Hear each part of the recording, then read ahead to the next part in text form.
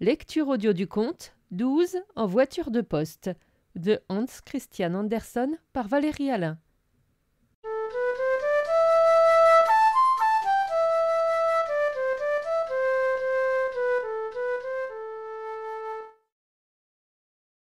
Il gelait à pierre fendre, le ciel clair était étoilé, pas un souffle de vent.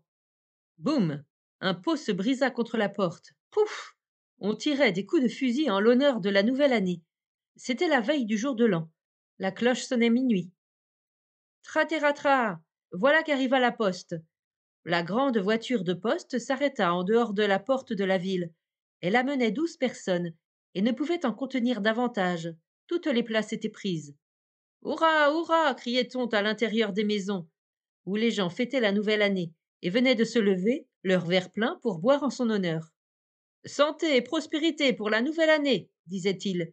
Une petite femme, beaucoup d'argent, plus de bêtises. Tels étaient les vœux, et l'on trinquait, et la voiture de poste s'arrêta devant la porte de la ville avec des étrangers, les 12 voyageurs.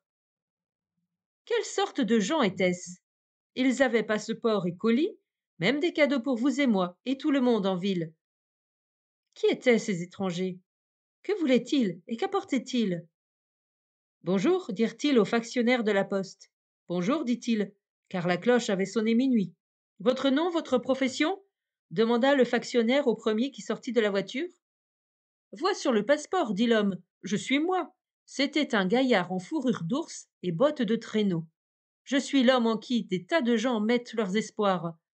Viens demain, tu auras le nouvel an. Je jette des skillings et des dellers à la gribouillette. Je donne des cadeaux. Je donne même des balles, jusqu'à 31 balles. Je ne peux pas disposer de plus de nuit. Mes vaisseaux sont pris par les glaces. Mais il fait chaud dans mon bureau. Je suis négociant et m'appelle Janvier. Je n'ai avec moi que des factures. Puis vint le suivant. C'était un loustic, régisseur des comédies, des mascarades et de tous les plaisirs qu'on peut inventer. Son colis était un grand tonneau. Nous en ferons sortir le mardi gras, beaucoup mieux que le chat, dit-il. Je veux amuser les autres et moi-même, car j'ai la vie la plus courte de toute la famille. Je n'arrive qu'à 28.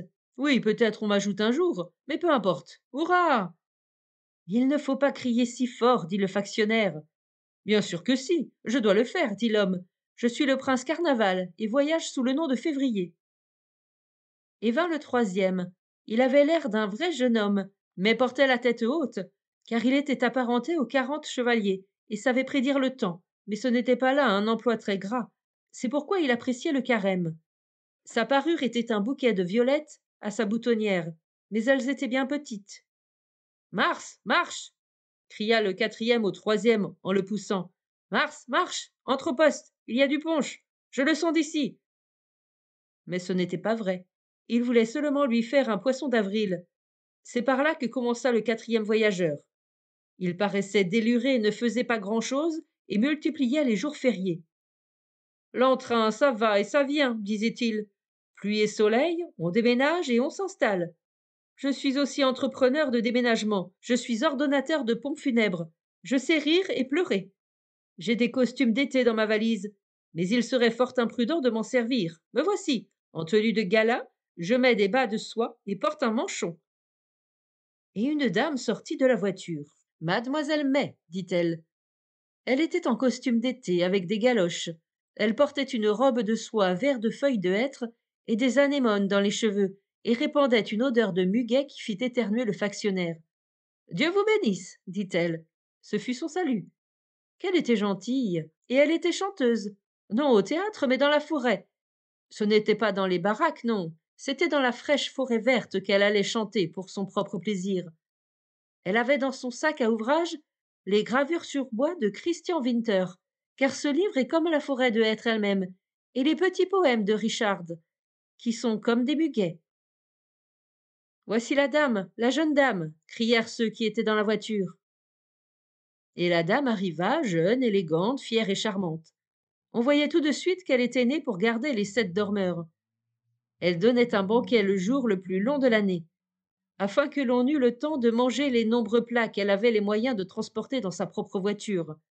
Si elle venait tout de même avec la poste, comme les autres, c'était pour montrer par là qu'elle était sans orgueil.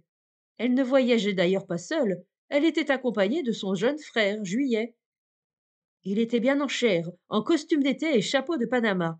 Il ne portait que peu de bagages. C'est trop gênant par la chaleur. Il n'avait que bonnet et costume de bain. Ce n'est pas beaucoup. Puis vint la mère Août, marchande de fruits par tonnes, propriétaire de nombreuses boutiques, paysanne en grande crinoline. Elle était grasse et vive, prenait part à tout. Allait elle-même porter aux gens un petit baril de bière dans les champs. On doit manger son pain à la sueur de son front, disait-elle. C'est dans la Bible. Ensuite, on peut donner un bal dans les bois et le festin de la moisson. Elle était la mère. Ensuite, ce fut de nouveau un homme, peintre de son métier, le maître des couleurs, et les bois en surent quelque chose. Le feuillage dut changer de couleur, mais joliment. Quand cela lui plaisait, et la forêt apparut bientôt rouge, jaune, brune. Le maître sifflait comme le sansonnet noir. C'était un habile travailleur. Il attachait à son pot de bière la vrille de houblon vert-brun, comme un ornement, et il s'entendait aux ornements. Pour le moment, il était là, tenant sa boîte de couleurs. Il n'avait pas d'autre bagage. Suivait le propriétaire terrien qui pensait au mois des semailles, au labour, et un peu aussi au plaisir de la chasse. Il avait chien et fusil, et des noix dans son sac, cric-crac. C'est effrayant ce qu'il emportait de marchandises, et une charrue anglaise. Il parlait d'économie agricole, mais on ne put entendre beaucoup de ce qu'il disait, à cause de l'atout et de l'essoufflement du voyageur qui venait derrière lui. C'était novembre. Il était enrhumé, terriblement enrhumé, en sorte qu'il se servait d'un drap au lieu d'un mouchoir. Et pourtant il devait accompagner les bonnes qui entraient au service, disait-il.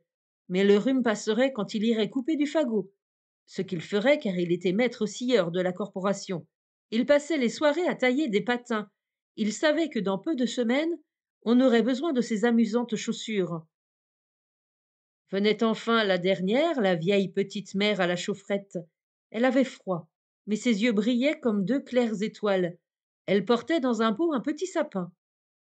Je vais le soigner et y faire bien attention, afin qu'il soit grand pour le soir de Noël, que du plancher il atteigne jusqu'au plafond, et qu'il pousse des bougies allumées, des pommes dorées et des découpages. La chaufferette chauffe comme un poêle, je prends le livre de comptes dans ma poche, et je lis à haute voix, ce qui fait tenir tranquille tous les enfants dans la salle. Mais les poupées s'animent sur l'arbre, et le petit ange de cire, en haut du sapin, secoue ses ailes de clinquant, s'envole de la cime verte, et embrasse les grands et les petits dans la salle, et aussi les pauvres qui se tiennent dehors et chantent le chant de Noël sur l'étoile qui était au-dessus de Bethléem. Allons, la voiture peut repartir, dit le factionnaire. Nous avons la douzaine maintenant. Qu'on avance une autre voiture. Que les 12 d'abord soient bien entrés, dit le capitaine qui était de garde. Un par un. Le passeport, je le garde. Il est valable 1 mois pour chacun. Le mois passé, j'inscrirai dessus comment chacun s'est comporté. Monsieur Janvier, veuillez avoir l'obligeance d'entrer. Et il entra. Quand une année aura passé, je vous dirai ce que les 12 nous auront apporté, à vous, à moi, et à nous tous. Pour le moment, je ne sais rien, et ils ne le savent pas eux-mêmes, car c'est un drôle de temps que celui où nous vivons.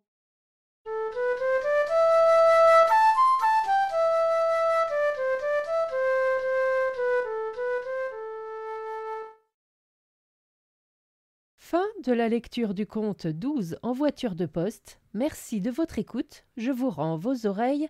Cœur avec les doigts.